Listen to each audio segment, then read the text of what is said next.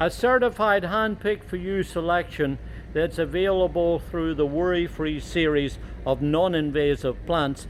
This is Miscanthus Bandwidth, an exciting new innovative variety that only gets to about 3 foot high and carries, as you see, lots of this gorgeous compact banded foliage that puts on such a spectacular show from late spring all the way through the summer until the autumn time.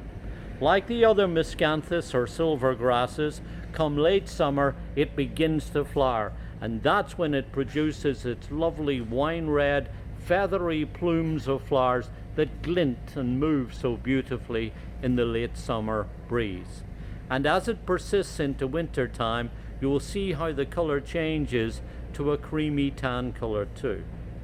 All of the qualities that we enjoy and cherish about growing miscanthus in our gardens, the fact that they're hardy and tough and easy to grow on a wide variety of soil types, the ability to grow very well in sunny or in partially shaded conditions, the ability, and very important in today's world, to be in a garden and not be browsed by deer. Those are just some of the qualities that come, including low maintenance, that comes with growing miscanthus and why they've become so popular over the years.